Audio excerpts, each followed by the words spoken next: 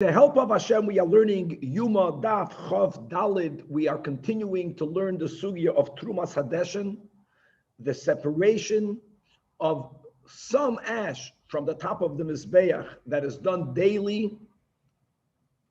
We learned yesterday a machloikes Tanoim, subsequently a machloikes Amoyroyim, Leshitas Rabbi Eliezer, right? Can a kohen balmum separate the ash? Does the kohen have to wear the dalit begadim when he is separating the ash or not? And we're going to continue today to learn, number one, what's the amount of ashes that have to be removed? We're going to continue to learn about this question, is it considered an avodah that has to be done by a kohen that's not blemished with dalit begadim, which leads into the next question, and that is that there is a klal that a zor means a stranger. A stranger generally means a non-kohen. It can actually also refer to a kohen that's, let's say, not wearing the big day kahuna. But let's use the word zor. If a stranger will come and do the avodah, first of all, he is violating a negative commandment. It says, "V'zor lo yikrav aleichem." On top of that, normally for violating a negative commandment, the punishment, if there is a punishment because there was a proper hasra'ah, there was a forewarning, is malchus. However, we know that a zor that does the avodah in the Beis HaMikdash is chayev misa. And by the way, chayev misa doesn't mean in a Sanhedrin. It means chayev misa b'dei shamayim. Will a zor taking off the deshen, doing the separation of the ashes, will that zor be chayev misa or not? Linked to, is it an avodah or not? Now the bulk of the daf is going to be a statement that Rav made that there are only 4 categories of avodah for which we give the zor this maximum penalty of v'chiyuv misa. Not that a zor may do, God forbid, any other avodah, he may not, and he'll get malchus. But there are 4 cases where the punishment is even more severe, and that is misa. And we're not going to speak out on the intro what those 4 avodas are, but they're going to share a commonality, and that will be the whole topic today, that we differentiate between a avodah tama versus a non-avodah tama. The word avodah tama means a concluding service. A concluding service means that in this avodah, there is no avodah after it. Like, for example, when we offer up a korban, so there's shchita, which, by the way, shchita b'chlal is ksheira b'zor, but then you have kabbalah, which can only be done by a kohen. If a non-kohen does the Kabbalah Saddam, he won't be chayiv misa. L'kula alma. Why? Because Kabbalah is not the concluding step. Kabbalah is an avodah that still has an avodah after it, because then you have to do halacha. What's the concluding avodas hadam? The zrika. So zrika is an avodah for which we say azor is going to be chayiv misa. That's criterion number 1. Criterion number 2 is that it has to be what we call a avodas matana, which means an avodah, a service of application, of giving, which is, for example, zrikas hadam. You are placing the dam, or throwing the dam, or pouring the dam, applying the dam on the walls of the mizbeach, to exclude what we will call the avodah of removal. Removing is not called giving. And indeed, that's why Rav clearly does not include Trumas Hadeshen as a avodah that if a zor did it, he'll be chayev misa, even if we're going to say that Trumas Hadeshen is considered an avodah, and even if it has to be done by a kohen who's not blemished, and even if it has to be done with all of the dalit begadim, but it's not called a avodas matana, because you're not placing it, you are actually retrieving it, you are removing it. Levi, however, says that if a zor does the Trumas Hadeshen, he will be chayev misa. And that will be a bulk of the daf. Where did they get it from in the various limudim? And on daf Chavdal Adam and Beis, we're going to go back to the Mishnah that said at the end that they would cast the lots 4 times during the day, every day, to divide the avodah amongst the various kohanim of that Beis Ab, of that Mishmar. And the question will be, I get it, every day you have many things that have to be done.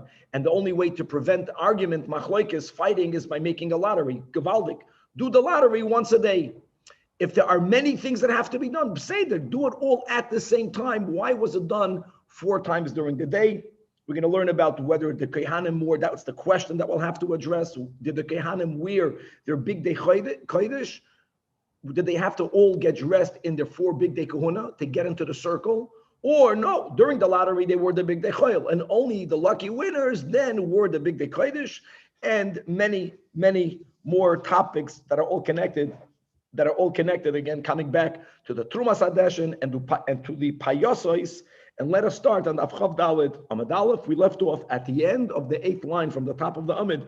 Boi Rebbe Oven. Baruch atah Adonai Eloheinu melech haolam shehar kol nivei. Says the Gemara, Rabbi Oven inquired the following: Trumas Hadeshin bekamon. Trumas Hadeshin uzakshain. How much ash has to be removed? And listen to the two options in his inquiry. This will be something quite unusual. Normally, when the Gemara has a boya, option A, option B, if it properly concludes it, if it resolves it, it's going to pick one of the two sides. Here we will see that the response to the inquiry will be not A, not B, but the SC. But Rabbi Oven didn't even think about C, where he's focusing on two options. Option number one is mitrumas meiser alfinon. Do we compare Trumas Hadeshin to the mitzvah of Trumas Meiser? Why would we compare it to Trumas Meiser? In other words, when the Levi gets his 10%, the Levi has to separate from the Meiser Ishain an additional 10%.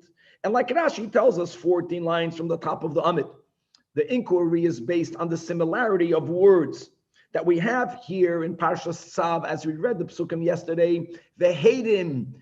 Haydim means to separate, right? Truma. Hey, Reish Yud Mem. We have by Trumas Meiser, the Torah uses the word, Rashi tells us in Parshas Koirach, V'harei Moisem. Yeah, it's singular, it's in the plural, but you have the concept of separating, V'harei Moisem Mimenu. And the Levi has to separate, Rashi writes, Echad Ma'asara. And therefore, perhaps you have to remove 10% of the ash when you do the avoid of Trumas Hadeshin. Then you have in Rashi, you see on the side another girsa that maybe the other version is, no, separate 1% out of 100.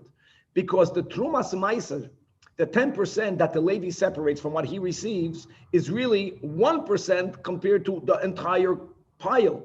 Because it's 10 from 10. Maybe that's what, these are the two versions in this side. We're back in the Gemara, in Parshas Matos, when we successfully waged war against the Midianites, that's the Echoltzu Meitchem. And after we returned with the booty of the war. So the Torah says, and here again we have the words V'harei Moisa, the Haydim. And so when it came to dividing the people that were captured, so the Torah says, Echad nefesh mechamesh hameis, 1 out of 500. So let's even go with the other gears of Rashi that we have on the side. So his inquiry was, is it 1/500th or is it only 1%, which is substantially more, 5 times more? These are the two sides of his inquiry, all not based on the Seichel Dika comparison, but to the word comparison, V'heidim by Trumas Hadeshin. Do we compare it to the V'harei Moisam Trumas Meiser, or to the word V'harei Moisa Meches Lashem? So Tashema responds the Gemara that we have a brayso that was taught by Rabbi Chia, the Tani Rabbi Chia, Nemarkan. It says here in Trumas Hadeshin the words V'heidim, and now V'nemar Lahalon. We are going to the beginning of. It says right after in Sav the next pasuk, which is really also the next parsha. After the mitzvah of Trumas Hadeshin, after the mitzvah of Hitzoas Hadeshin, the Torah says, Zois Toiras HaMincha. The Torah goes back in Parshas Tzav to speak about Pratim of the Korbanos.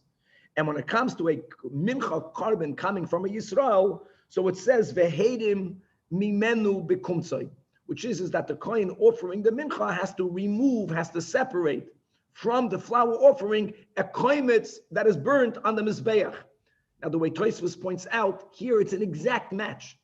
It's not V'heidim to V'harei Moisem, not V'heidim to V'harei Moisa, V'heidim.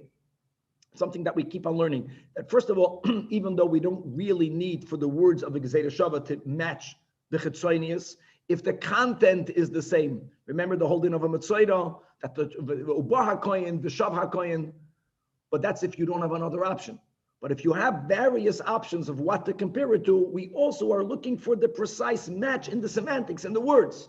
So where do we find the exact word V'heidim mimenu? By a karbe mincha.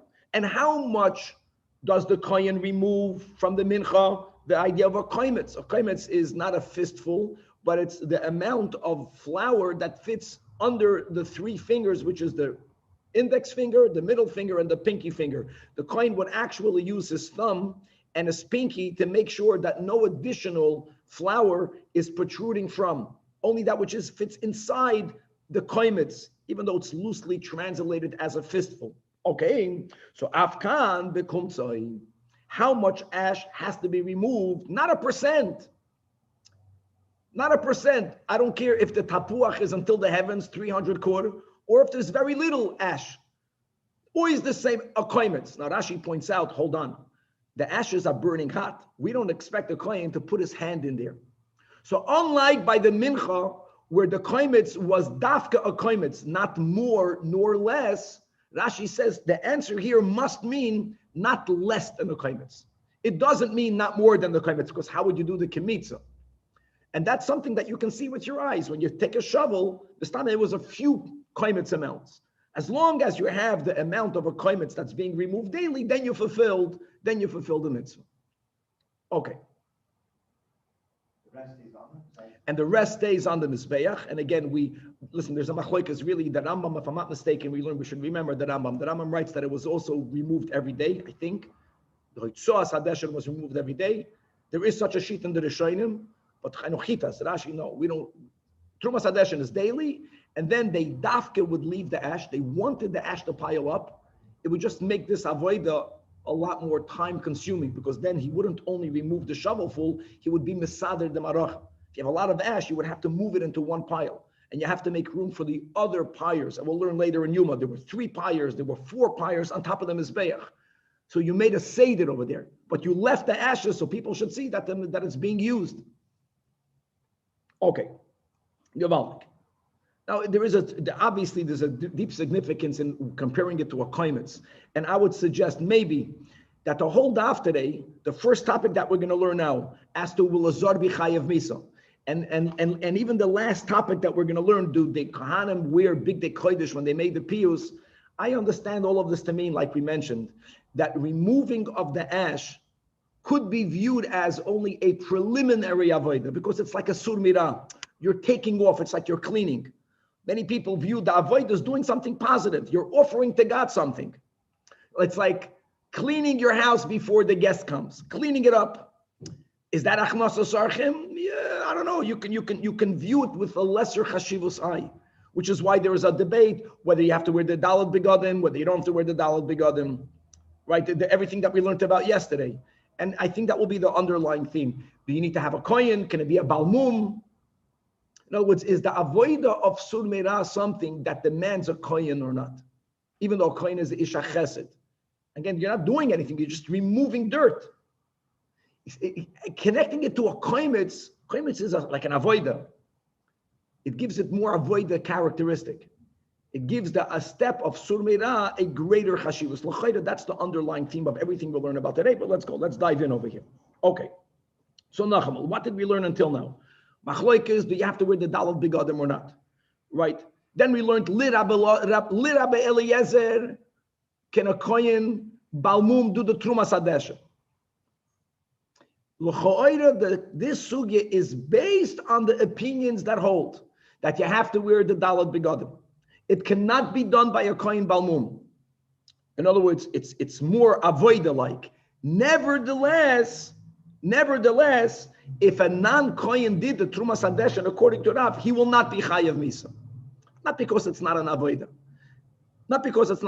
Because many avoidas, if they are done by a zor, will not be a sin for which you're chayav misa. A non-kohen doing the avoida is always violating God's will. He's always violating a lav. If there is no chayav misa, he'll get malchus. But this maximum penalty of chayav misa, says Rav, only arba avoidas zor chayav alei misa. And he's going to give 4. Now, these 4 are very inclusive avoidas. It's more than 4, but they have to fall into the categories of the 4. Zrika, throwing of the dam. Now, Zrika's throwing of the dam. Zrika is going to be applying the dam of a korban oif, squeezing the dam on the walls of the mizbeach. Haktara, burning. Burning, mamash, includes many things, right? Burning includes burning the chalavim and the ivarim. Burning includes, let's say, Burning will include burning the ketayros. Think about it. Many things will be included in the burning. Number 3 and 4 are very specific. The pouring of the water. Now, the Nisuch Hamayim was only done 7 days a year, right? In addition to the pouring of the wine, they would also pour water by the Korbanos Tzibur, Nisuch Hamayim, and the Nisuch Hayayin. Only for these 4 avodas do we say that if a non-Kohen, normally translated, loosely translated, a non-Kohen, a Levi, a Yisrael, really it even can mean a Kohen. If a Kohen is not wearing the big day kahuna, he's called a Zar. He's going to be Chayv Misa b'dei Shamayim. Only for these 4. Levi adds one more. That's why it's connected here. Levi says, Af Trumas Hadeshen. I agree with Rav plus Trumas Hadeshen. Both Lav and Levi subscribe. You have to wear Dalat Begadim, because if you don't even have to wear the Dalat Begadim, then no one would say Chayav Misa, right? We just said that a Zod is defined by a Kohen that's wearing the Dalat Begadim. So you have to wear the Dalat. If you have to wear the Dalat Begadim, let's go further. You can't be a Kohen Balmum. Yet Rav says you won't be Chayav Misa, and the question is why. And V'chein Tani Levi b'Masnisei. Levi didn't only say this as his own shita, but Levi had a brisa that's recording the opinion of a Tana that also added this Trumas Hadeshen. Now, the fact that there is such a brisa, B'chlal, is not a problem to Rav, because Rav Tanuhu Upalik. Furthermore, we will see on Amud Beis that there is a brisa that actually substantiates Shitas Rav. Now, my Tamad Rav, why wouldn't, this is not only about Trumas Hadeshen. If the Torah writes a few times, V'zor lo yikrav, and we learn that the punishment is Misa, so why are we separating these 4 from all else? So the Chsiv, this is a pasuk in Korach, because it says that Va'ata uvanecha itcha, you Aaron and your sons, your descendants with you, Tishmeru eskonaschem, you should safeguard your priesthood. Safeguarding in this context means don't allow anyone who's not a Kohen to do the avodah. Now, for what? It doesn't say stam avodah. So listen to these statements. L'chol devar mizbeach, right? Regarding all matters of the altar. Now, that's a very broad statement. That should include a lot more, but wait.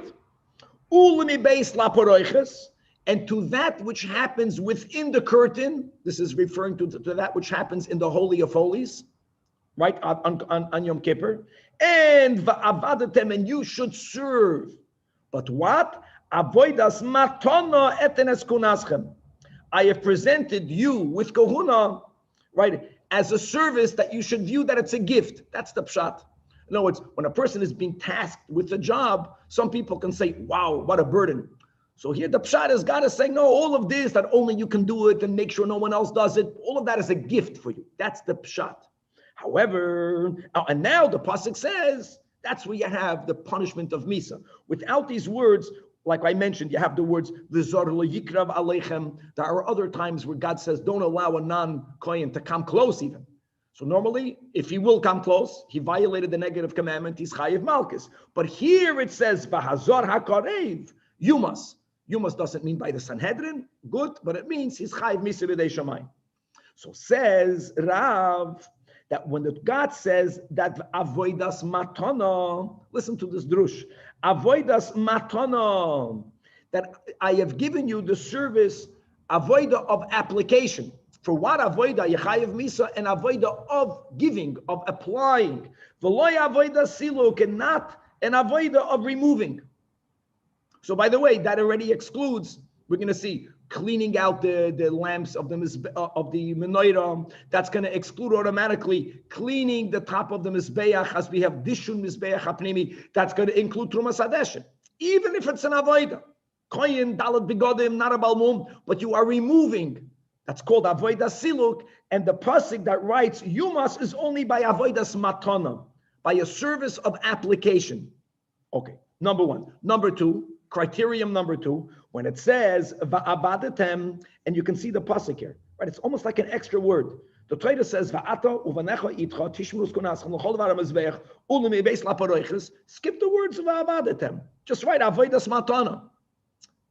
Va'abadetem is a composite of 2 words. Avoida tamam, avoida tama, a concluding service, the last step of an avoida. And avoida she'ein achra avoida, But there will not be a chiyuv misa by an avodah that taka has to be done by a kohen. A non-kohen will get malchus. He won't get misa. So, for example, when you receive the dam, it's not the end. It's not the concluding step because the dam itself has to be put on the mizbeach. So after the Kabbalah, you need halacha. If a non-kohen does halacha, he won't be chayav misa because after the halacha, you have to put it on the mizbeach. The putting it on the mizbeach, that's the avodah tama. So there are many avodas in the Beis Hamikdash, but only some of them are the final step. The final step is the most chashuv step, for which you're chayav misa if you're not a kohen. So these are the two criteriums. Very good. Avodas matana v'loy avodas siluk, and rule precondition number 2, a precondition to get that punishment. Precondition number 2 is that it cannot be an avodah sheyesh achra avodah. It must be a avodah tam. Now, if that's the case, Trumas Hadeshen should be excluded from chiyuv misa b'dei shamayim because you are removing it from the altar. Even if you're going to say it's an avodah tama, you can say that way. You can even argue it's not an avodah tama because you still have ashes on the altar. But even if you're going to view it as, well, the removing the ashes of the altar is not connected, and especially by the fact that it doesn't need to be done every day.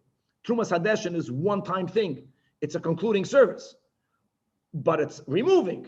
So why would Levi say that, yes, you are chayav misa? So the Levi says, that the Torah adds the words l'chol devar hamizbeach. The emphasis is on the words kol. Why did the Torah have to write the words l'chol devar hamizbeach? That's to include anything that's done on the altar. Anything that's done on the altar. Now, normally, what is done on the altar? Zrikas adam. That's already included. What is being added? Removing the ashes from the altar. It's devar hamizbeach. It's an altar matter. It's an inyan that's shaykh to the mizbeach. Virav, he says, no. Hahu, the Torah needed to write l'chol devar hamizbeach la'asuye, to add other types of zrikos, and that is sheva hazois bifnim. There are many korbanos chatos, a total of 5, whose dam was not applied on the outer altar. Its blood needed to be brought inside. Now, inside can mean those 2 korbanos, the par and the soir of Yom Kippur. The blood goes lefnai v'lefnim. We're going to learn about that later. So they would sprinkle the dam achas lamayla v'sheva lamata in the kodesh hakachim. Then they would sprinkle the dam towards the peroicha 7 times. Then they would put the dam on the 4 corners of the inner altar. Then they would put the dam 7 times on the top teharish al mizbeach. We're going to learn later how many a lot of blood applications all done inside. You have other korbanos bifnim that are not brought on Yom Kippur. They're not brought inside the Holy of Holies. But the Rashi reminds us, you have the par helam davar, right? If certain times, certain people do sins, then the blood of that carbon communal chatos is brought inside. You have the Mitzoira, which is the asham of the Mitzoira comes along with a loig of oil, and that oil has to be applied either towards the inside, or it's mashma from Rashi that the kohen would actually enter the heichal and throw the oil towards the curtain 7 times. But be that as it may, there are certain avodas that are done not by applying the dam to the mizbeach, but to applying the dam lefnim. And if not for the Torah adding the words l'chol devar hamizbeach, since they don't go on the outer altar, one might have thought that if a non-kohen does it, he won't be chayav misa. So Rav uses the extra l'chol devar hamizbeach to add those cases. Now, just to be mindful that there's another issue over here, and that is that if a non-kohen goes inside the heichel, that in itself brings about the chiyuv misa b'dei shamayim.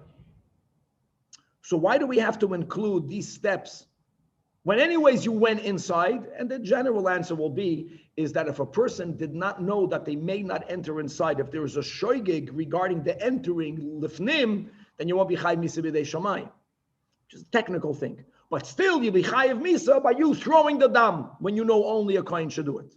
Let's go by it. And says the Gemara, and what about Levi? Levi says I can learn both. That the Torah nafkalei, it could have says devar hamizbeach. The whole thing is extra. The devar hamizbeach includes the shava hazoy shelafnim, the oil of the mitzvah, but the words v'chol enough extra. That's coming to include the trumas hadeshen, the removing of the deshen. It's not matana, but it's on the mizbeach. And v'rav davar b'chol davar lo yidonish. Okay. Now the Gemara asks a question on Levi, a broad question. You know, from the Midrash, Shahatoid, and the Dreshes, we have the concept of when the Torah is first very general. There's a generalization, there's a klal, and then the Torah gives a prat, a specification. Then the specification limits the generalization. So how can Levi be more inclusive? Even l'chol dvar hamizbeach, which is a klal, from which he learns even the Trumas Hadeshen, frek the Gemara ve'ema, l'chol dvar hamizbeach is a klal. And you're right, l'chol dvar hamizbeach should have included even Trumas Hadeshen, that if a Zor does it, the Zor will be chayiv misa. But then the Torah says avodas matana. This rule, not the pshat that you should know Kohanim, that the whole Kohun is a gift. No, the drush, avodas matana means a service of application, is written after the Torah writes l'chol dvar hamizbeach. It's gavaldik. So how can you include other things for which is a chiyuv misa from l'chol dvar hamizbeach if Hashem later gave a prat? So what do we have? We have a prat. So we have a klal and a prat. And the rule is ein b'chlal elo machav prat. And that is, what is the avodas matana? Avodas matana, only a service of application. For that, if a non-kohen will do it, it'll be chayv misa b'dei shamayim. Avodas siluk, a avoid of removal, trumas hadeshen loy. So answers the Gemara, right? All this is in Levi, that if you only would have had those words, you're right. But since our markra daf chavdal on base, ulimi base la paroiches. Again, why did the Torah specify that which is done inside the curtain? Inside the curtain to teach you that only el mi beis laparoichas. You're right, there's a klal and a prat. You're right that avodas matana excludes avodas siluk. Where do we make that exclusion? Only lefnai v'lefnim, even according to Levi. That means if a non-kohen removes something from the Holy of Holies, for example, we already spoke out that one of the important steps is for the Kohen Gadol, not like the Tzedukim, to bring in the shovel of coal and to bring in the ladle of Ketoides. And only inside the Kodesh HaKodshim did he place the Ketoides on the coals. And the coals were not in his hand, the coals were in the shovel on the ground. Now, at some point later, someone needed to remove that shovel of coals after the Ketoides burned. Mamash Asiluk. Same question. What happens if a non-Kohen entered the Holy of Holies? Now here again, for entering the Holy of Holies, correct. But he entered there b'shoigig, or he entered there not through the usual door. He went in through a side door. No, it's there. Even if someone entered in a way where for the entry there is no chiyuv b'dei shamayim, and a zor removed the shovel, he won't be chayv misa b'dei shamayim. You needed to remove the shovel. Avodah siluk. In other words, we limit, we don't broaden, we accept avodas matana. But the avodas matana only goes to that which is done based laparoiches. Who the avodas matana? Yes, chayiv misa. So if a zor brings the ketoides, is chayiv misa b'dei shamayim, and we say below avodas siluk, if a non-kohen removes the shovel from the Holy of Holies, he won't be chayiv misa.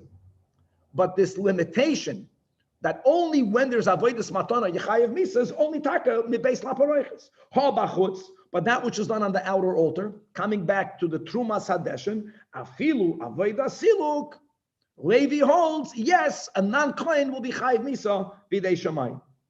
So asks the Gemara, hold on, we learned two criterions from this pasuk, avodas matana and avodah tama. Avodah tama means that any step that's not the concluding step, no chiyuv misa. Why don't we limit that also to only within the curtain? The concept of avodah tama, Nami, why don't we say only el mi beis laparoiches who the avodah tama? And if it won't be an avodah tama, v'lo avodah sheish achrei avodah, correct? Let's exclude that. However, which would mean, let's say, what will be an avodah tama of lefnai v'lefnim? Taka, putting it on the ketoides, putting the ketoides on the coals. That's the end. For that is chayiv. But any step prior to that, for just bringing it in there, he won't be chayiv misa, because he didn't. Even if he brought in the shovel of the coals, even if he brought in the ketoides, it's not tama. Ha bachutz. But why don't we say that anything that's done outside, afilu avodah sheish achrei avodah, like for example, I don't know, the kohen a zor was mekabel the dam, he should be chayiv misa. Rabbi, I thought only a worthy person could go in the Holy of Holies, or anybody else would automatically, be killed. Very good, 100%. So there's a few things over here. So if a person who's unworthy went in there, we just mentioned, just for entering, you're liable to death. Very good, Baruch. But what were to happen if someone who entered into the Holy of Holies, just for example, did not know that he was not allowed to enter? Didn't know that.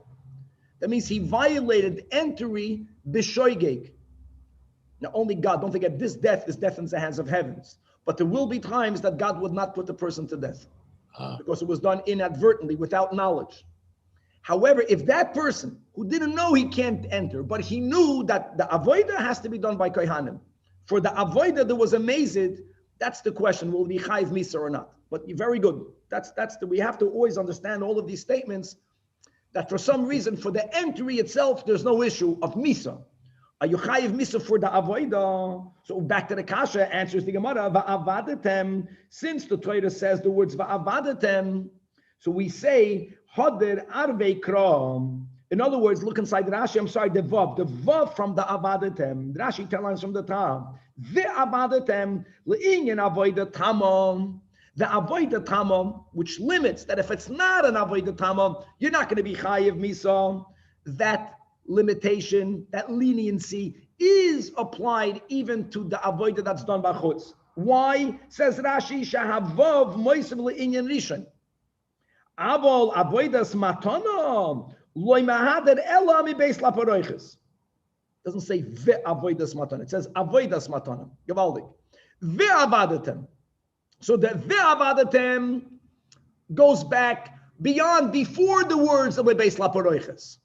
We don't limit it to the within the curtain. That's all Levi. Masha'enkin, the concept of avodas matana v'loy avodas siluk, yes, but only mi beis laparoiches. Okay, done. Now says the Gemara, boy, Rava. Now that we established a shitas Levi, that if a kohen, or I'm sorry, non-kohen does the trumas hadesh, he's chayiv misa b'dei shamayim dvar mizbeach.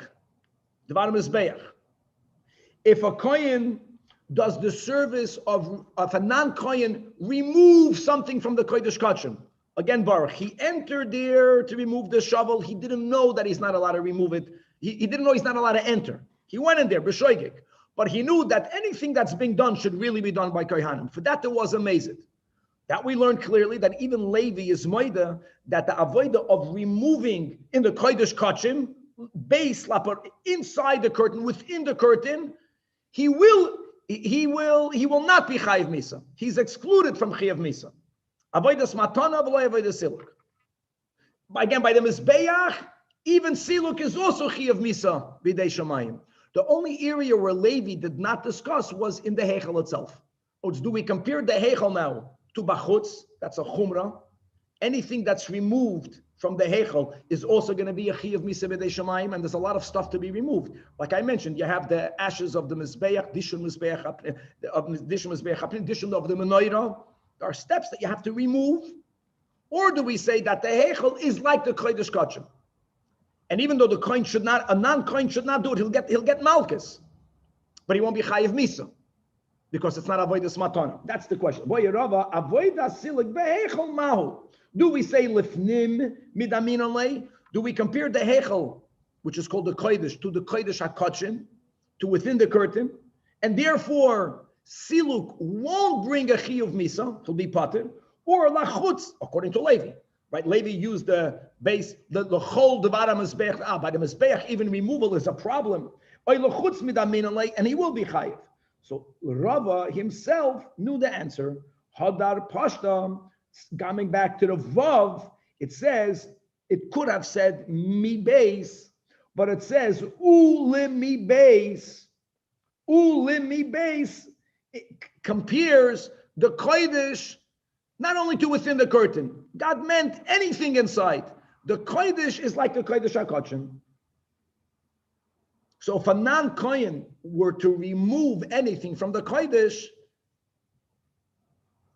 putting aside the issue that normally you're chayiv misa only for entering the kodesh, but if for whatever reason there is no chayiv misa for that, shoigeg, but you knowingly, non-kohen, you remove the ashes from the top of the golden altar, you won't be chayiv misa b'dei shamayim. Because we applied the limitation of avodas matana, even according to Levi, even inside only the heichel prop. Now, elamato. Now says the Gemara, zor shesider es hashulchan l'chayev. Let's go to Rab also. Placing something, putting something down, is something that you're not allowed to do. If your zor does it, you're chayev misa. What happens if a non-kohen arranged the shulchan? He put down the lechem upon him. Now, who says he's not chayiv? By the fact that Levi mentioned only the four that he mentioned, zrika and haktara, nisu chamayim, nisu chayayim. He didn't mention siddur es hashulchan. But why not? I'll tell you why this is a problem. This is an avodah of matana, right? You're placing the breads down, and l'chayda it's called an avodah tama. It's she'ein achrei avodah. How do we view the removing of the bread later? Is it an avodah or is it just to make room for the new bread? So the havamina is the mitzvah is to put it down there. Taking it off the table, that's just for the kahanim to make room for new. So the Gemara says, idur siddur bazichen, that after you place the breads, you have to place the 2 spoons of the frankincense. That is considered the final step. The bazichen are connected to the lechem. Frag the Gemara, siddur bazichen, so why didn't Rav and Levi, but we're focusing on Rav, it's not 4. Why isn't placing the 2 spoons of frankincense something for which a zor will be chayiv misa b'dei shamayim? L'choyra, it's avodas matana, and it's an avodah tama. It's an avodah she'ein achrei avodah. So the Gemara says, no, that we view the removing of the breads, we view the removing of the 2 spoons, that is a continuation of the avodah. Ikasiluk v'haktara. Now, removing is not going to be chayiv misa. Let's go to Rav, because Rav has a rule always. Any step that is of removal, even if it's the final step, is not going to be chayiv misa b'dei shamayim. Furthermore, even according, right, independent of the avodas matana versus avodas siluk, what's the end of all this? The burning of the bezichin on the mizbeach. Rav mentioned haktara. So yeah, the final step will be the burning of the bezichin. Rav mentioned haktara. Haktara is a very broad word. That's a word. Next, zor sheshidar es hamanoiro. Why don't we say that if a zor, right, if he put, right, the hatavas haneiros, by putting the oil, by organizing the menorah, he should be chayiv. So the Gemara says, no, it's not the final step. After he puts the oil, you got to put the wick.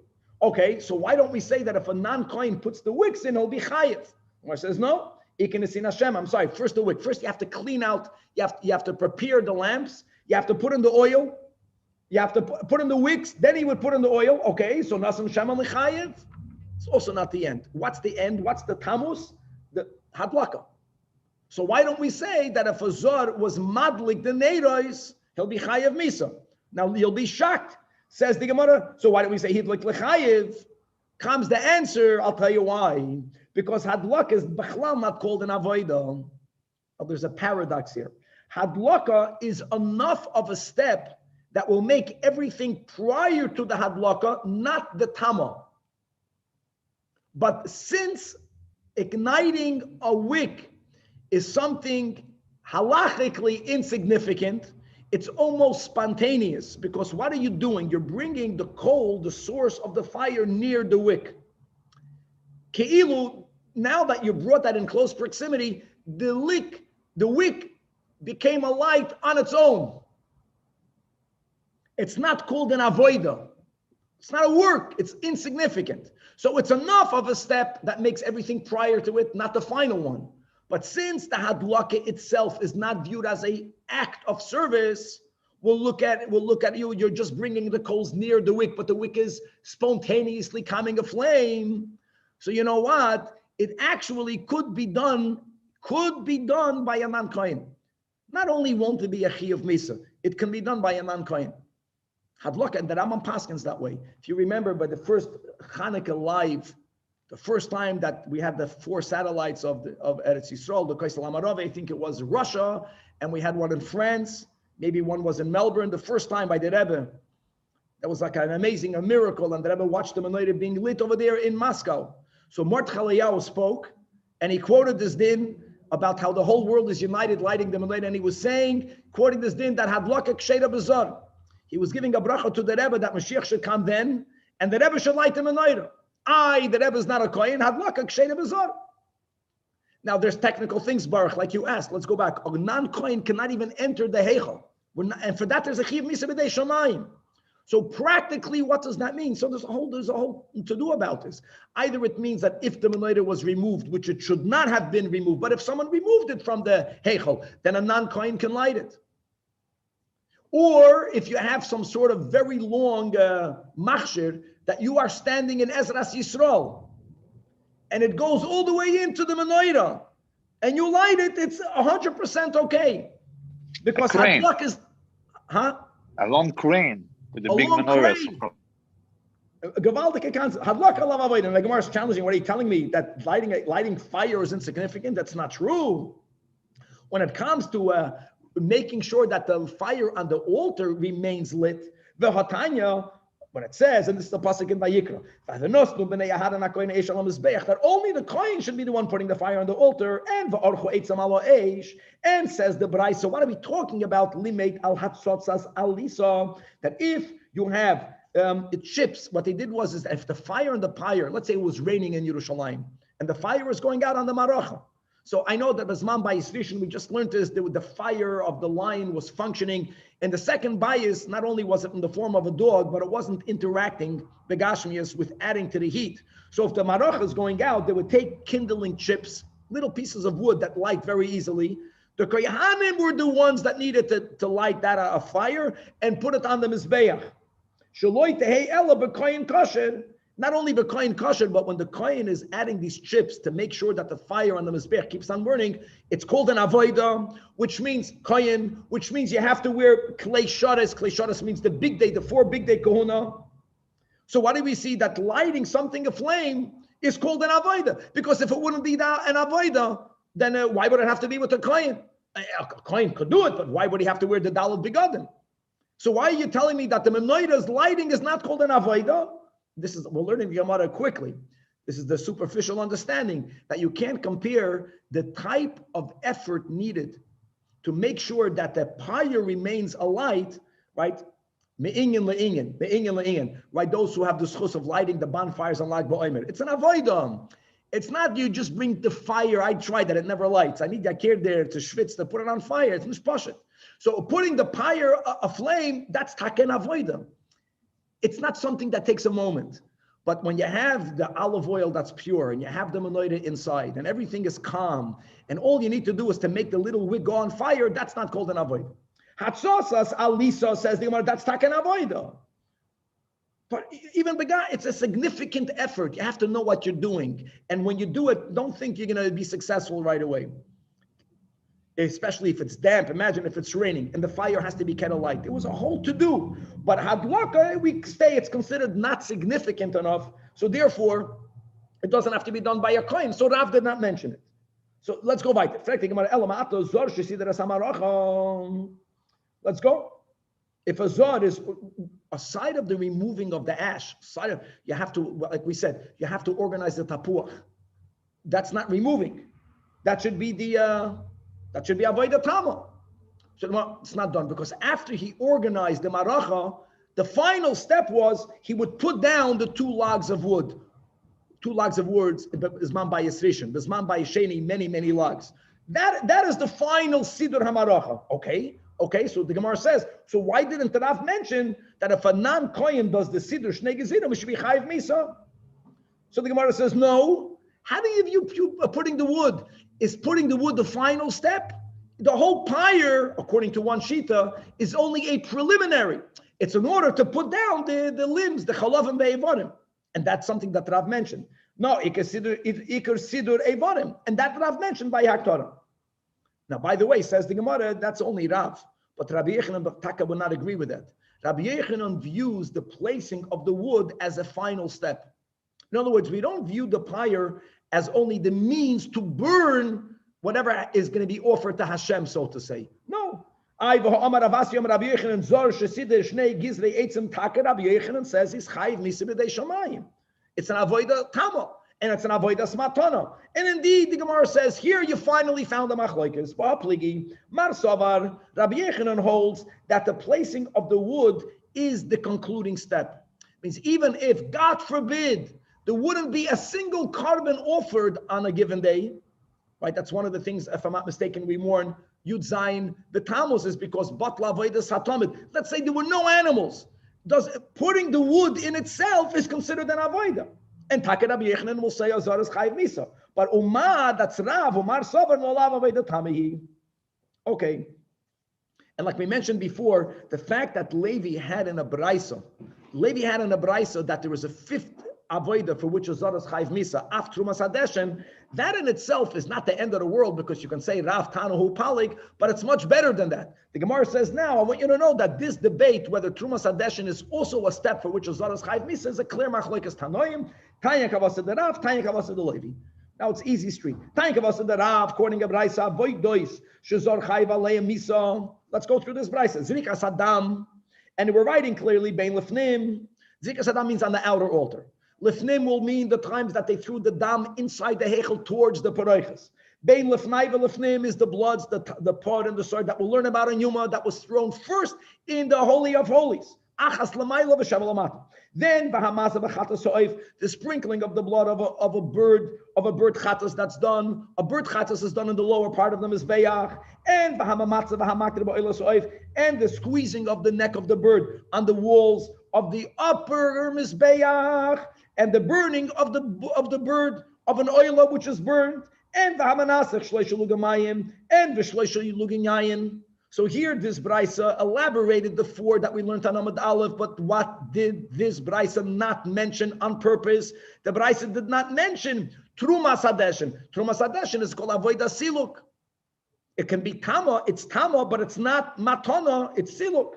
So clear. However, Tanya was the Levi, Avodah Shazar Chayiv Alei Misa. The first one mentioned is Hameda Mesadeshen, the removing of the deshen.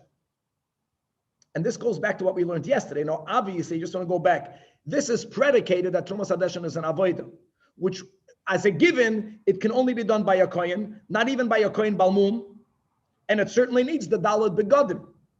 And it's like any other Avodah.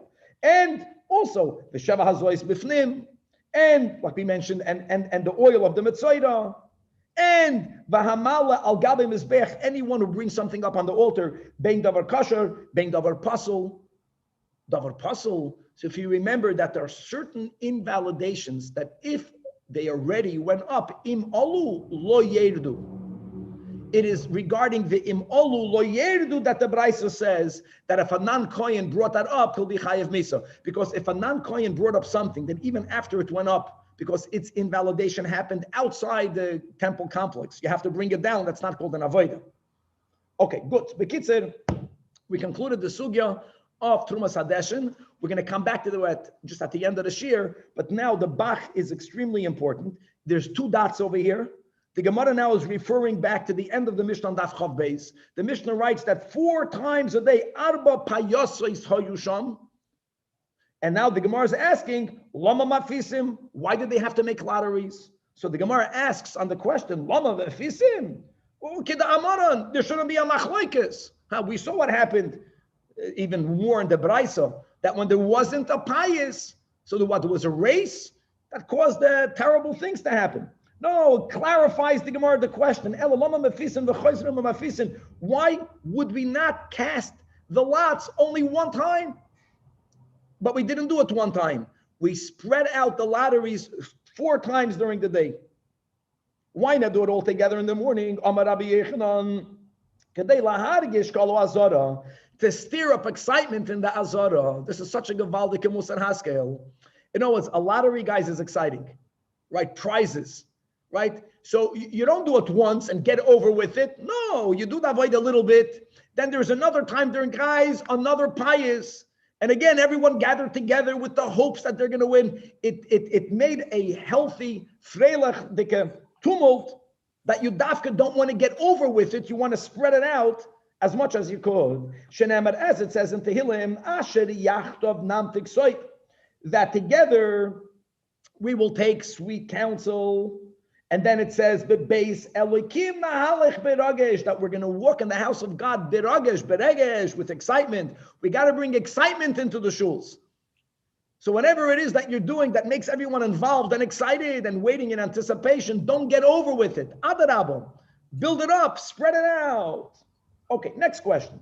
Bameh mafisen. That will be the final question we're going to focus on today. Bameh mafisen means, did the kohanim already have to wear the Dalet Big Day Kahuna, Big Day Kodesh, which means the winners were already ready to do the avodah, and then the losers, so to say, would have to take off the Big Day Kahuna to put on Big Day Chayil, or the opposite, the Pius was done, the lottery was done when everyone was still wearing their mundane clothing.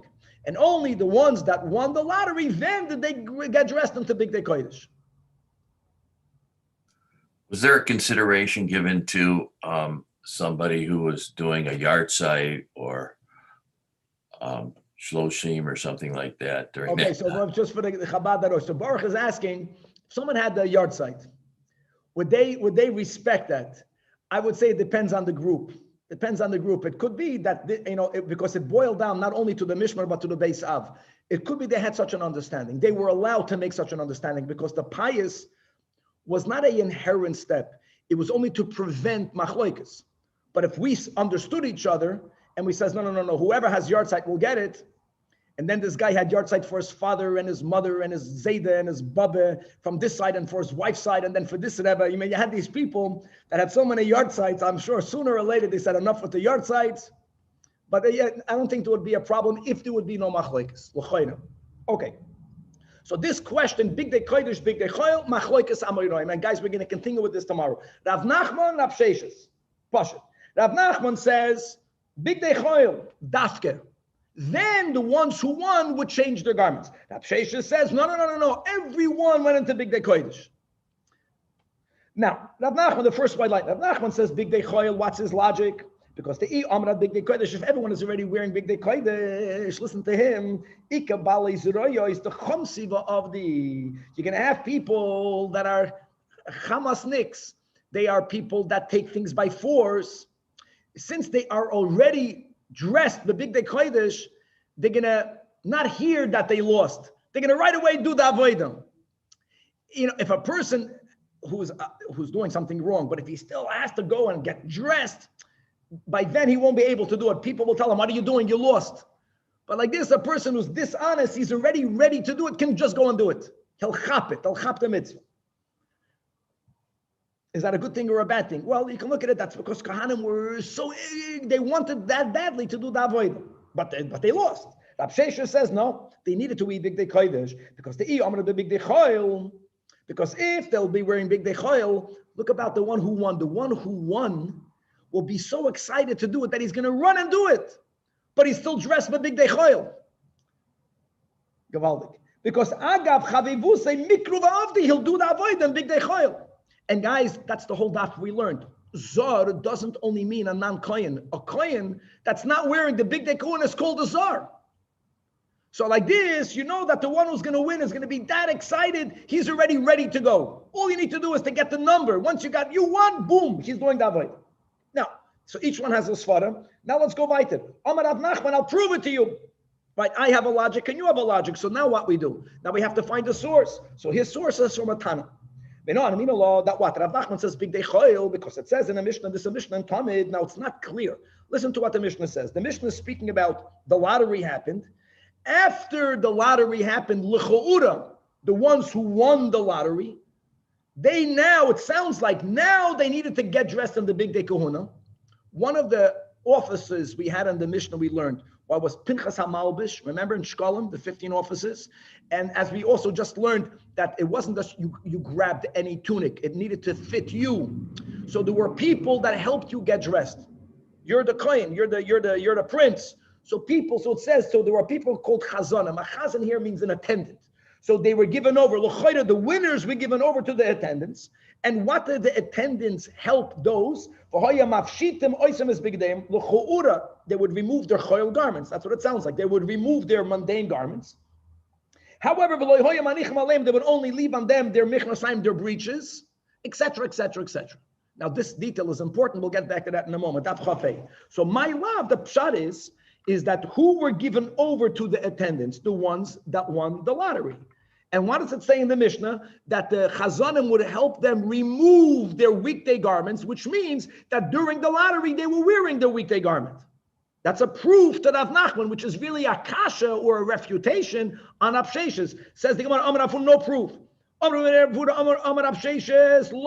No, you didn't understand the Mishnah in Talmud. The ones who did not win the lottery, since everyone already was dressed in Big Day Kodesh, the ones who did not win the lottery were given over to the attendants that would remove their clothing. And Hachinami Mistabra, says Rav Sheshes. Or says Rav Funa about Yehuda to Farem for Rav Sheshes. The Islam Kedai Techbo Isra Shakal Pais, if we're speaking about the ones who won the lottery, and what? They were wearing Big Day Choyel. And now they're being dressed with Big Day Kodesh. So you just read the words, the last words in Chavdal Dom Beis, that Lo Hoya Manicham Aneim Elam Mechnasaim Bevad. They only left their breeches. Now we got a problem over here. So let's work this out. That means that they left their pants from Choyel. They would change everything else. But that means then they have to wear 4 Big Day Kodesh. Means after they wore their tunic of Kedusha, then it's more tzanua. Then they would remove the Michnasayim of Choyel and they would put on the Michnasayim of Kodesh. That's what it means, but that can't be, because then it will chap that the last Big Day Kodesh that they're putting on is the Michnasayim. And the Michnasayim has to be the first garment that they put on. V'hatanya, minayin shelo yehi davar kodem lo-Michnasayim. The first of the 4 Big Day Kodesh must be the Michnasayim, because it says, we learned this yesterday, Umichnasay bad yu al besori. Remember, the al besori is extra. I know the al besori that we learned yesterday was from Tzav, but the same concept. That when there's only when he's unclothed, the first thing is the Michnasayim. So Adarabah, this is a raya that the Mishnah is like we interpreted that the ones who did not win the pious, they were already dressed with the Big Day Kodesh. Now they were given over to the Chazanim for them to have their Big Day Kodesh removed. Now it's a kasha against Rav Nachman. So Ve'idach, Rav Nachman says, no, holy kasha. Let me tell you what happened. Rav Nachman holds they were wearing Big Day Choyel. Everyone is wearing Big Day Choyel. Only the ones who wore the pious were given over to the Chazanim. But what happened? Big Day Choyel. When they were still wearing Big Day Choyel, first, Malbishan Oisem Michnasei Kodesh. The first thing that happened was the Kohen removed his breeches that are not holy, and he would put on the Michnasayim of Kodesh. Even before he removed his tunic. That answers everything. So now he's already wearing the Michnasayim of Kodesh. And now says the Mishnah that the Chazanim would remove everything else. They would not remove the Michnasayim. The Michnasayim already are of Kodesh. The Michnasayim of Kodesh is already on them. So it was first the Michnasayim and then everything else. In other words, according to Rav Nachman, it's not only that the Michnasayim was done the first, but it's almost done separately. It's like a separate step. You're wearing the Big Day Choyel, you're putting on the Michnasayim Kodesh. Then you are removing the tunic of Choyel, and then you're putting on the tunic and the hat and the gartel. I just see again the clothing over the Michnasayim. The garments have 2 purposes. Again, Shur Meirav Asei Toiv. It's about covering one's nakedness. Let's view this as like a Ki'ilu Asur Meirav, and it's also Machaper. The Michnasayim is Machaper on Gila Aroyas. And then you have the concept of begodim that are adding to your honor. And separating one from the other, according to Rav Nachman, is very similar to the previous topic of Trumas Hadeshen. Again, Trumas Hadeshen is like, is that an avodah or not? Or at least, a zor should not be chayiv misa, because you are removing something negative. And those who opine that a kohen has to do a dafka, v'chuli, they hold, let's say like this, that let's view the Trumas Hadeshen as Gevura Shabbat It's like an act of Gevura, but we need that. We need the Sur Meirah. And without that step of Sur Meirah, without cleaning our Keli, there is no room for a higher level of godly light. And when Mashiach will come, we're going to paskin like Beis Shammai. When Mashiach will come, the Seder will be Sur Meirah and then Asay Toiv. That is of that great significance. That in itself is of significance. It's also the concept of Bitul. If I care to say Toiv al Pi Chasidus connects us, let's say, to the Oir Hamamali, Sur Meirah connects us to the Oir HaSoivev. That's the underlying theme of the entire daf. So we are in the middle of the Machlokes, Rav Nachman and Absheshes, Big Day Chol, Big Day Kodesh, to be continued, God willing, tomorrow. But was there an age limit was there an age, or could a bar mitzvah be a priest to go and do? Very good. So that's clearly in the Chumash. So there was the years of preparation. He began preparing post bar mitzvah. Then he was called the Pirchei Kahuna, and the actual age, have to see in the Chumash, it's either 20 or 30 years old.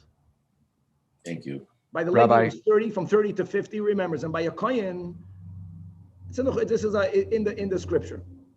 I thought it was age 20. Could be 20. Levi was 30 because he has to carry avodas, yeah, and you have to be stronger. Shloshim ben koyach, yeah. A Kohen has to be 20. Sorry, go ahead. I was just telling him, but we learned before Pirchei Kahuna, that's exactly what it means. The young Kahana means the Kahanim that were already bar mitzvah, but they were still too young to do the avodah. So we gave them all these side preliminary works. Yeah, Tzvika. What's the I'm missing something. What's the difference between the machlekes of Rabbi Yehuda and Rabbi Daisa that we learned at the beginning of the daf? Yesterday. They all agreed that it's the Trumas Hadeshen is an avodah, and between Correct. the machlekes of Levi and Rav. Very good. So didn't we already establish that it's already an avodah? Very good. Exactly, Tzvika. Even according to those who hold that Trumas Hadeshen is a bona fide avodah, correct? Still, a Zor won't always be chayev misa, even when he does a bona fide avodah. Right. Because for Zor to be chayev misa, it has to be these two things: avodas matana and avodah Tama. It doesn't mean that it's not. It doesn't mean it's not an avodah, but he's not chayev misa and svika. Even though he's not chayev misa, he's going to be chayev malchus. The second machlekes has to do with misa or not. Yeah. Okay. But let me word it differently. But he'll be chayiv malchus. But those who we learned yesterday that you don't even have to wear the dalet begadim, or a kohen balmum can do it, then he won't even be chayiv malchus. Correct. What we learned today is based on the fact that it's an avodah, and how much of an avodah is it?